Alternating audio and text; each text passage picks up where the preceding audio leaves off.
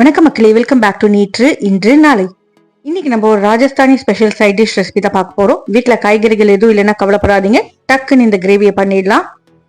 இன்னைக்கு நம்ம பண்ண போற ரெசிபி ராஜஸ்தானி பேசன் கி கட்டே. அதுவும் தக்காளி எதுவும் போடாம சிம்பிளா தயிர் வச்சு பண்ண போறோம். வெளியில பாக்குறதுக்கு இந்த ரெசிபி ரொம்ப காம்ப்ளிகேட்டடா தெரியும், ஆனா பண்ண ஆரம்பிச்சிட்டீங்கன்னா ரொம்ப ரொம்ப ஈஸிங்க. டேஸ்ட் பாத்தீங்கன்னா வேற லெவல்ல இருக்கும். சப்பாத்தி, ரைஸ், ஜீரா ரைஸ், புலாவ் எது கூட வேணாலும் நீங்க வச்சு சாப்பிடலாம். நிறைய கட்டை இருக்கிறதுனால நம்மளுக்கு ரொம்ப ஃபீலிங்காக இருக்கும். கட்டைங்கிறது வேற எதுவும் இல்லைங்க, உள்ள கடலமாவை வச்சுட்டு ஒரு பால் பாலா போட்டிருக்கோம் இல்லையா, அதுதான். இதை நான் எப்படி பண்ணுங்கிறத பார்க்கறதுக்கு முன்னாடி நம்ம சேனலுக்கு நீங்க ஃபர்ஸ்ட் டைமா வரீங்கன்னா மறக்காம சப்ஸ்கிரைப் பண்ணுங்க. முதல்ல நம்ம கட்டை ரெடி பண்ணி வச்சுக்க போறோம். அதுக்கு ஒரு பவுல்ல 1 கப் அளவுக்கு கடலமாவு சேர்த்துக்கோங்க. கடலமாவோட பெஸ்ட் ஃப்ரெண்டான ஓமம் ஒரு 1/4 டீஸ்பூன் நல்லா கையில வச்சு கசக்கிட்டு சேர்த்துக்கலாம், அப்பதான் வாசனை வெளியில வரும். கடலமாவுல ஓமம் சேர்க்கறது நல்ல ஃபிளேவர் கொடுக்கும், பிளஸ் வாய்வு தன்மை இல்லாம இருக்கும். இந்த கட்டை பாத்தீங்கன்னா நம்ம பாயில் தான் பண்ண போறோம், ஃப்ரை பண்ண போறது கிடையாது. அடுத்ததா இதுலயே ஒரு 1/2 டீஸ்பூன் அளவுக்கு தனியா பொடி, அதாவது மல்லிப்பொடி சேர்த்துக்கலாம். காரத்துக்கு ஒரு 1/2 டீஸ்பூன் அளவுக்கு சிவப்பு மிளகாய் பொடி சேர்த்துருங்க. ஒரு 1/4 டீஸ்பூன் அளவுக்கு மஞ்சள் பொடி சேர்த்துட்டு தேவையான அளவுக்கு உப்பு சேர்த்துக்கலாம்.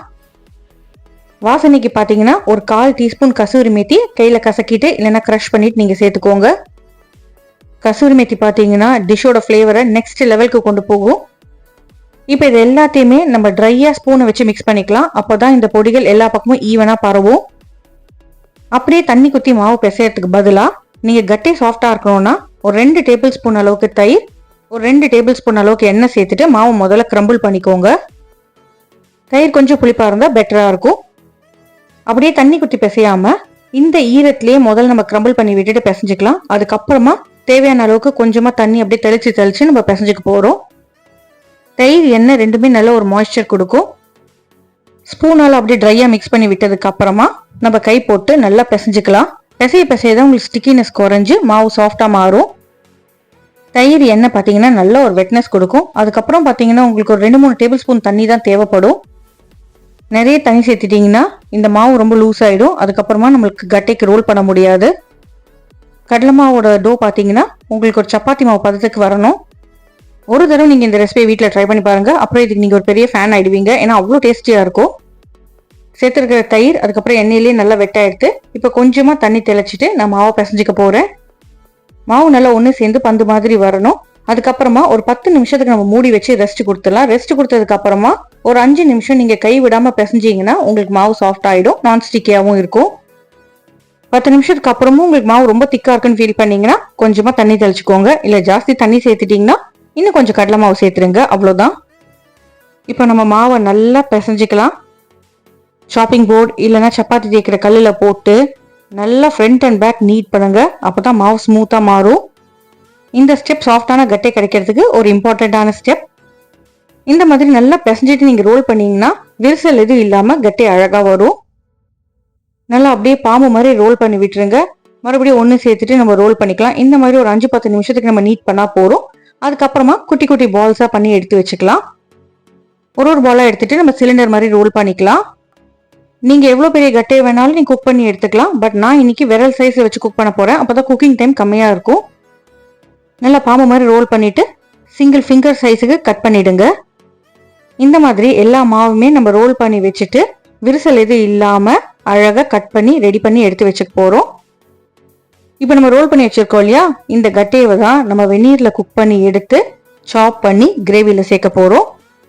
ஸோ காய்கறிகளுக்கு பதிலாக நம்ம இந்த கடலை மாவு கட்டையை சேர்க்கறதுனால நம்மளுக்கு ரொம்பவே ஃபில்லிங்கா இருக்கும். நம்மளோட கட்டையெல்லாம் ரோல் பண்ணி ரெடியா இருக்கு. காயறதுக்கு முன்னாடி நம்ம குக் பண்ணிக்கலாம். குக் பண்றதுக்கு ஒரு பாத்திரத்துல தாராளமா தண்ணி வச்சுக்கோங்க. தண்ணி நல்லா தளன்னு கொதிக்கணும். கொதி வரும்போது ஃப்ளேமை லோ பண்ணிட்டு நம்ம ரோல் பண்ணி வச்சிருக்கிற அந்த ஃபிங்கர் ஷேப்டு கட்டை எல்லாத்தையுமே தண்ணியில போட்டு குக் பண்ண போறோம்.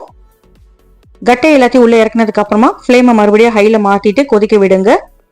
கீழே எல்லா கட்டையும் வெந்து உங்களுக்கு மேல ஃப்ளோட் ஆகும், அது வரைக்கும் நீங்க கொதிக்க விடணும். மேல ஃப்ளோட் ஆனதுக்கு அப்புறமா மறுபடியும் ஒரு 2 நிமிஷம் நீங்க கொதிக்க விட்டா போதும். குக்கானதுக்கு அப்புறம் பாருங்க அழகா எல்லாம் மேல மிதந்து வந்துடுது. இப்ப இந்த கட்டை எல்லாத்தையுமே நம்ம தண்ணியை வடிச்சிட்டு தண்ணியிலேருந்து வெளியே எடுத்துடலாம்.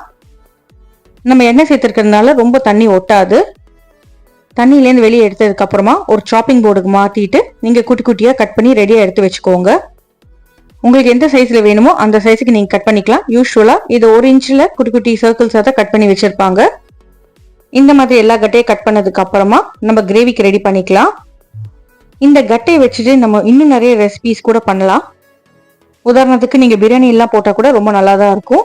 இப்போ கிரேவி பேஸ் பண்றதுக்கு நம்ம பேஸ்ட் ரெடி பண்ணிக்க போறோம். மிக்ஸி ஜார்ல ஒரு பெரிய வெங்காயத்தை ரஃபா சாப் பண்ணி போட்டுக்கலாம். இது கூடவே நம்ம கொஞ்சமா பூண்டு இஞ்சி சேர்த்துட்டு அரைச்சிக்க போறோம்.